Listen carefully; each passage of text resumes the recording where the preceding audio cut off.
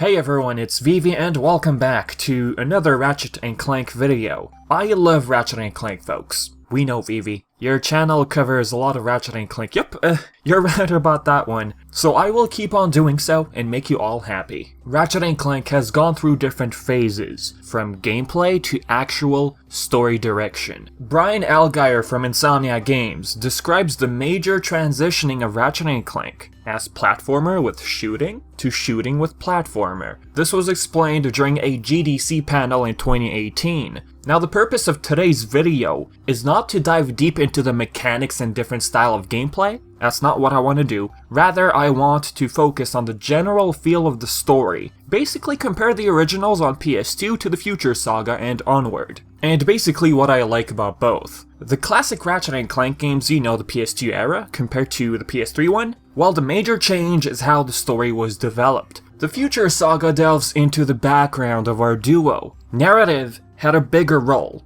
to play in the future Saga, and it's a new addition I really loved diving into. Ratchet & Clank back in the day started off with a simple buddy duo platforming adventure, visiting planets, and of course, coming across a bump on the road. And this bump I'm referring to in the original game, Ratchet turning into quote-unquote jerk. The term Insomniac Games uses to compare new Ratchet to old Ratchet. When playing the classic game, Ratchet wasn't as mature as we thought, until he turned into this bad person. Since Ratchet was a jerk in the first game, it definitely feels like Insomniac Games wanted to avoid that with the 2016 Reimagining. Fun fact, TJ Fixman, writer of the future Saga back in 2018, again during the GDC panel, mentioned something regarding the topic of Ratchet being a jerk. I'll play the clip for you. In fact, if you play the first game, you'll notice that Ratchet was kind of a jerk. He was too sarcastic, too snarky, too selfish. So for the next game, we recast Ratchet with James Arnold Taylor, and we rewrote him to be a kinder, more curious character with a sense of humor that didn't require putting others down. So thanks to that first Ratchet game, Insomniac learned a basic but important lesson. Make the time to develop your heroes and their relationships. Insomniac Games felt as if Ratchet was too mean, and when they thought of going commando, they wanted Ratchet to be a more curious character and kinder, with a sense of humor that didn't require putting others down.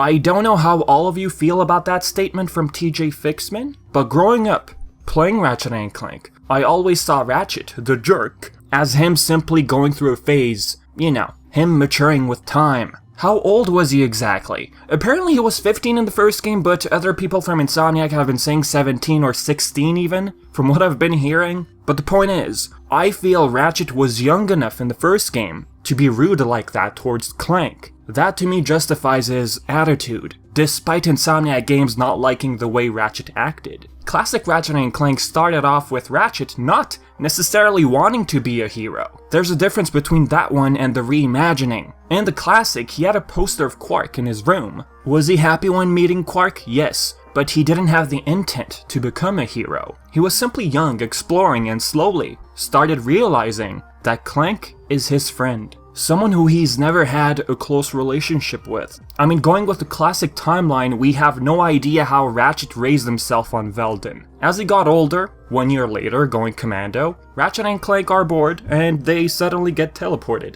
And they go commando, well, become commando. I loved those innuendos in the classic, by the way. They had established a friendship. You could tell already by the beginning, the introduction of going commando. And I wasn't surprised that his attitude from the classic game, the first one, changed in a way to make him nicer towards Clank. Literally, that's what Insomniac Games wanted in the long run, and I didn't seem to mind it. Some might say, well, Ratchet no longer being mean to Clank to any extent is not natural. I mean, if he was 15 in the first game, then he's 16 in the second game. Does attitude change that quickly? The way I see it, I'm probably reaching here, okay? Ratchet never had a friend in the original until Clank arrived. He valued what he had discovered, that feeling of having a companion close to you. And then we get Ratchet and Clank up your arsenal. Ratchet wants to protect his home, and then finds himself dealing with Nefarious. Deadlocked happened. Oh boy. Insomniac Games did go through a slump phase, wondering what the fourth game could be like because they had already worked on a trilogy, you know. And guess what? Halo was an inspiration. make a game more edgy, darker in tone, focus heavily on gameplay this time, remove Quark and stuff like that, you get it? And Ratchet being on his own, by the way. But the reviews were not as favorable. Deadlock received lower than expected scores, and even one reviewer called it soulless gun porn, which that hurt. That's cold. In a funny way, many loved Deadlocked, including myself. One of the best gameplay experiences of the franchise. Arguably, the game got an 8.1 on Metacritic. The story to me, if you compare it to the previous ones, it felt lackluster. But gameplay-wise, how can I say it? It was lit.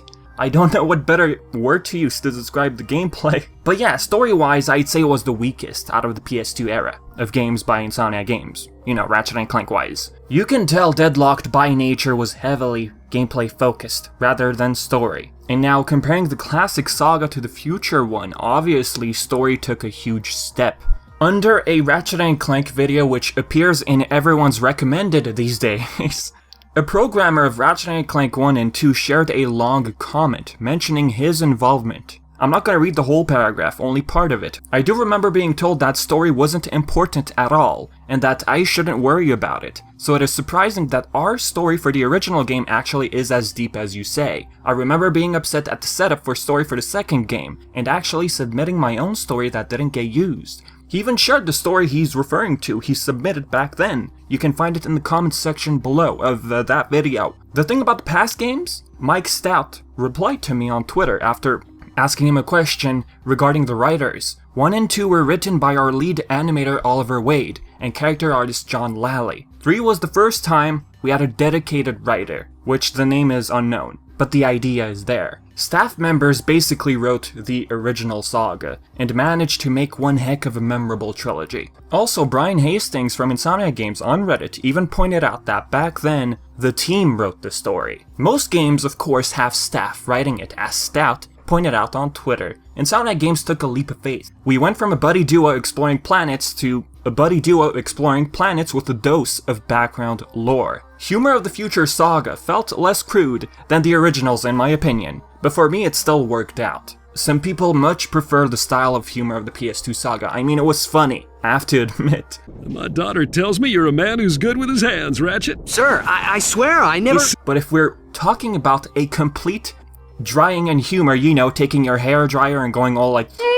Yes, that was a sound effect. That award goes to the 2016 Reimagining. They went for a more Pixar Disney style humor. Now sometimes if you've watched animated Disney movies, the humor, the direction they take, it appeals to both audiences. But as for 2016 Ratchet & Clank, it's like they had this fear of making jokes, which I guess wouldn't be quote-unquote appropriate for kids. Is that a good way to put it? But I don't know, there was something off about the humor, especially the whole pop culture thing they shoved in it. Hashtag Gadgetron. Yeah, I didn't like that. They gave Ratchet that wannabe hero thing. Oh, I want to grow up and be like you. It felt flat and generic. The classic, we had Ratchet slowly transitioning into the lifestyle of a hero. That wasn't his intention in the beginning, but he grew into that lifestyle. As time went on, Insomniac Games decided it's time to dive more into our characters we know and love. Cue the entrance of TJ Fixman. Have our audience get used to their dynamic, and eventually tell them a new story about our duo. Future Saga is, this might sound funny, okay, is indeed canon. A long time ago, if memory serves correctly, some felt like it's not canon out of pure dislike. Oh, I don't like the Future Saga, it's not canon.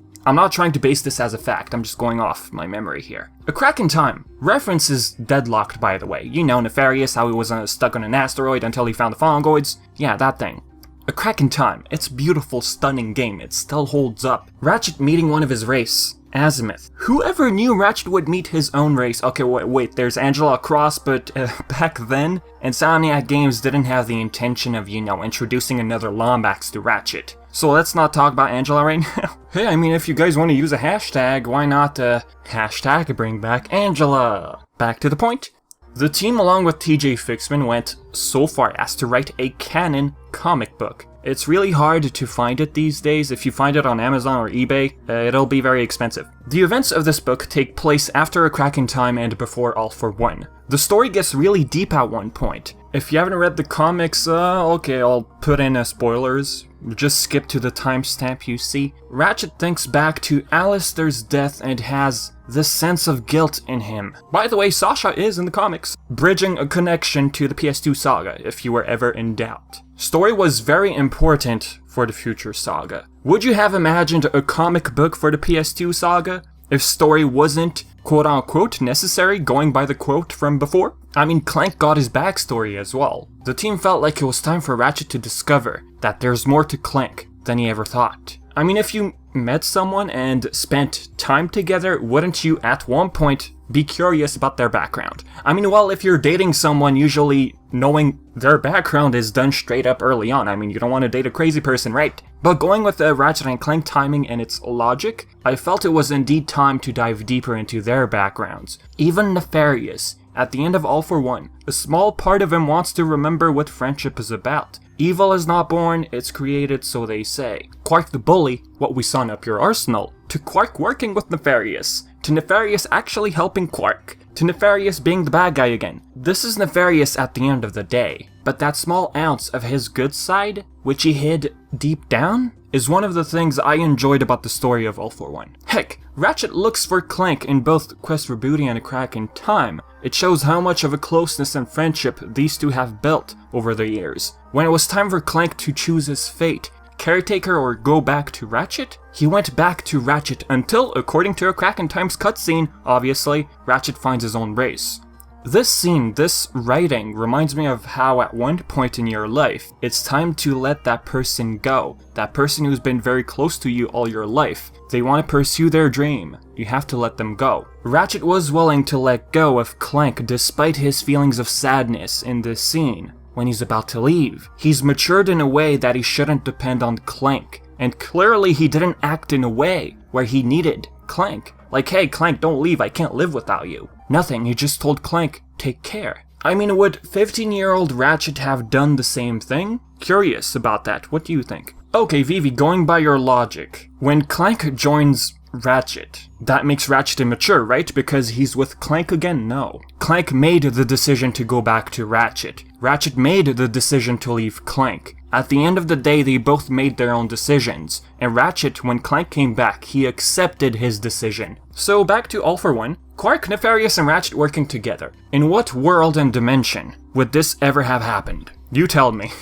You know, we've reached so far into the series where I always go like, wow, we've reached this point. Like, this guy used to be a bad guy, but he still is, in a way. They're all working together? What? I'm just glad the team decided to expand the lore upon these characters. So with that, I love both the classic Saga and future Saga. They both have their own charm. Classic, you know, it's crude humor, it's charming, it's funny. As for the future Saga, it dives deeper into our characters, which I really enjoyed a lot. So with that being said, folks, you tell me, what do you like about the classic Saga and the future Saga? Is there one you prefer, or do you like both? Do you feel like both have their strengths and weaknesses? Leave all of your thoughts in the comments section below, alright? So with that being said, I've been Vivi, and thank you so much for watching.